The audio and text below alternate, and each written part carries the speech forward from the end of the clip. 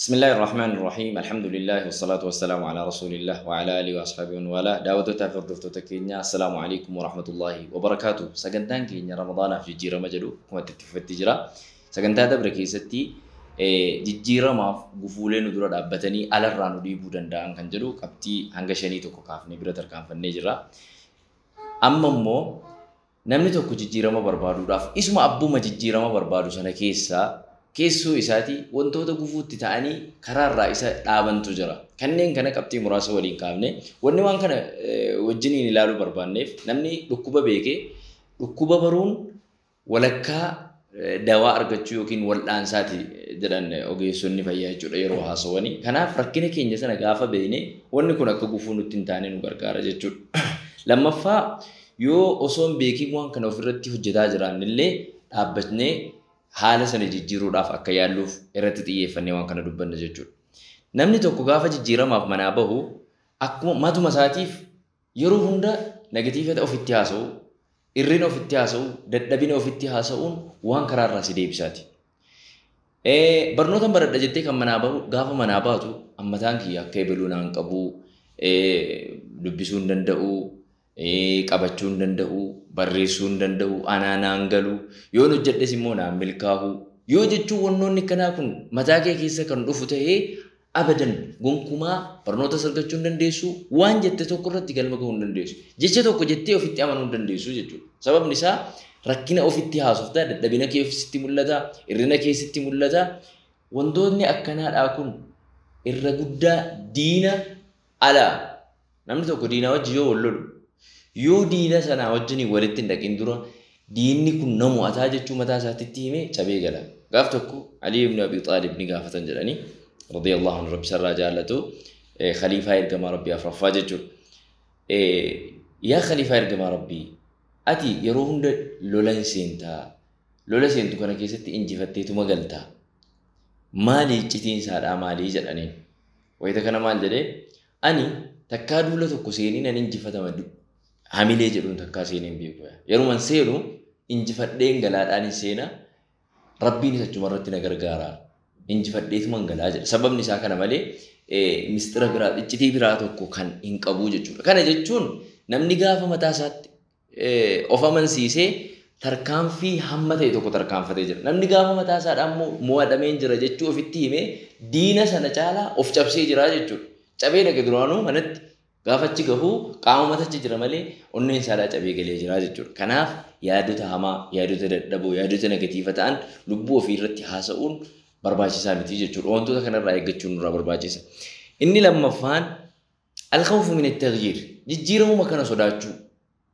Wanni kun hin ta'a laataa tokko. Wannummaan kun hin milkaa'u. Jettee yoo sodaattee wanta sanas galmaan gahuu hin dandeessu. Inni afraffaan al-khawfu min adam al-qudrati ala at-takayyuf. Jijjiirama kana immoo yoon waan kana ka'ee gadhiise akkam barbaadaa jiru sana yoon qaba wanta sana to'achuu nan danda'a, wajjiniin deemuu nan danda'a.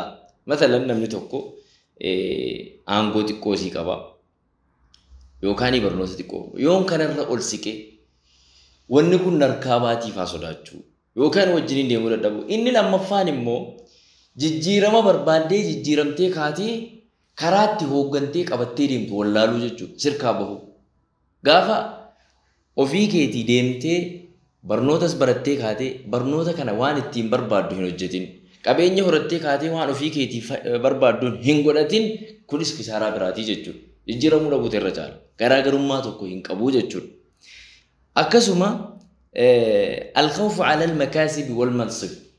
Aangoor sodaachuu waan horattee wayin dhabaa jedhanii dhaaba. Wanni jijjiirama irraa si dhowwu mataa kee keessatti dhuunfaa kee keessatti yeroo baay'ee ni jijjiiramaa namni hundi osuma fedhu waan kanan dhabaa laata yookaan aangoo imaamummaa ta'uu danda'a, aangoo biyyaa ta'uu danda'a, maallaqa qabeenya horatti kana ta'uu danda'a. Wanni kun narkaa baatii. Osoo waan guddaa barbaaddu isii kana nan dhabaa kan alaa barbaadanitti maayimmaasa tokko jira.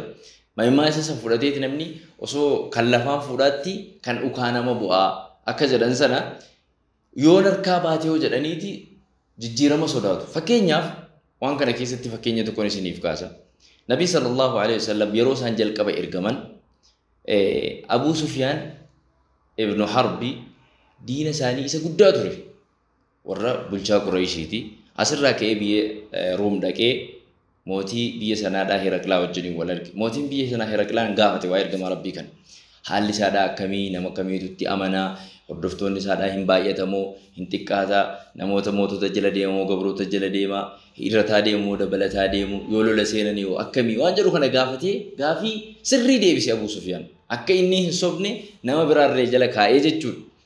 Wayita kana ilaalee fixee ka'eetu dhaggeeffatee wayita fixe Heraklaan kun wallaahi jedhe osoo namicha san bira jiraadhee miila isaadhaatiin irraa dhiqaa jedhee jechuudha. Kana jechuun isaadhaa kun ambiyootuma hammaan dura dabrantu haala kana qabu. Wanni kun dhugaadhaan nabiyyiidhaa jedhee waan kana fudhatee ka'ee warri isa faana jiru waraanni isaadhaa ati as teesseeti amantii kee jijjiirtii amantii namicha sanaa qabattaa jedhanii yeroo jarri gir lafaatti jedhan lakkii awwaan isin jettan baruufi jedhee amantii sanarraa deebi'ee jechuudha. Bakka silaa amanuu bira dhaqee ga'eetti.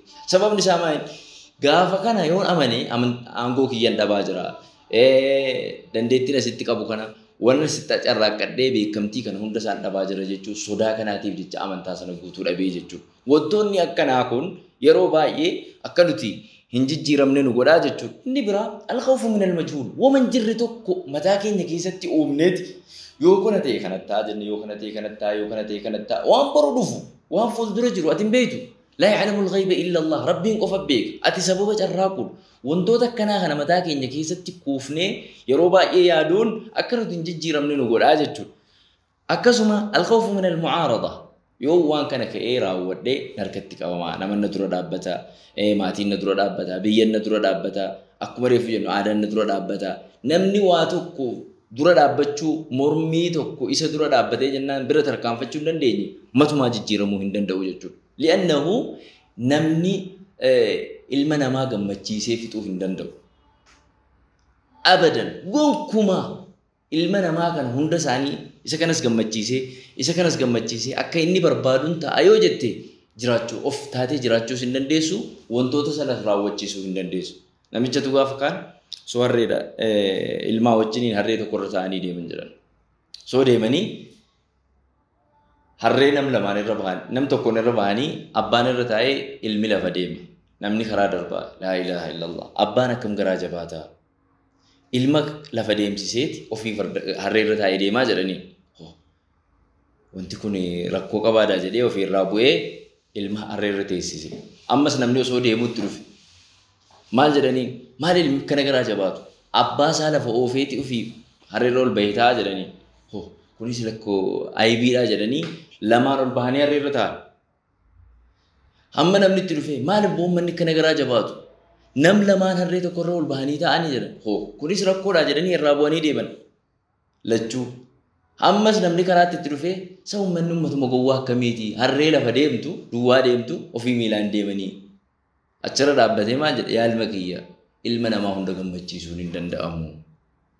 Wanni sirraa eegamu wanni ati gochuu dandeessu rabbii kee qofa gammachiisuu qofa dandeessaa jechuudha. Ilma namaa abadan gammachiiftee waan inni barbaadu godhuuf hin dandeessu. Yoo tokko sitti gammade tokko sitti dallana. Wantoota akkanaa namni nama gammachiisuudhaaf yaalaa deemu matumaa jijjiiramuu hin danda'u jechuudha.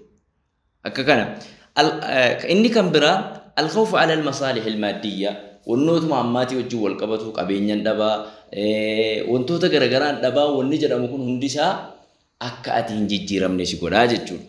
Inni sadaffaan al-ihbaatu wal-yaas. Namni tokko garaa murachuun yeroo tokko yaaleeti, yeroo lama yaaleeti, yeroo sadi yaaleeti bakka dhiisinatti haafu jedhee dhaabbachuun akka ati garaa murattu si godha. Garaa murachuun amala nama muslimaati miti. Amala ummata rabbitti amanee miti. فلا ييأس من روح الله إلا القوم الخاسرون آية برا كيست إلا القوم الكافرون جل ربي وري رحمة ربي را غرام مرتن وري أبدي كتتن ربي را أبدي كتتن أمة كافرة يمكن أمة هونغا يجر أجتشون كناف نمني توكو جيرام يالي ونن يالي سون قلمان قهودنا يرو لما تديبي يالي إننا ونسون كفنان لابتي غرام مرتشوفين كبو يجتشون نمني مسلمة عملك نكباتشون كبو لأنه ربما karoora ati ittiin deemaa jirtu yookiin karaa ati irra deemaa jiru santu dogoggora rakkina qaba yookaan karaa ati deemte sana keessatti wanti sanatu hin milkaa'u. Namicha ampoolii ifaa amma nuti itti fayyadamnu kana uumetu yeroo 1,000 yaaleeti jedhan. Yeroo 999 yaalee wanti sun milkaa'uu fi diddee yeroo 1,000tti wanti sun milkoofteef jedhanii booda gaafatan. Yaalii kana hunda gootee irratti kassarti kana maaltu sitti dhaga'ame hamilee akkamitti si cabee jennaan lakki hamileen hin cabnee jedhan. An gonkumaa kufee hin beeku. Gonkumaa yaaliin kiyyas kasaaree hin beeku jedhan. Maaliif jennaan karaa 999 kan ampooliin ittiin hojjetamuu ibsamuu hin dandeenyen baradhee. Shoof akkaataa kufaatii irraas barattee tarkaanfachuudha. Gufuun si dhahuun yookaan gufachuun rakkina miti yookiin aybii miti irrina miti.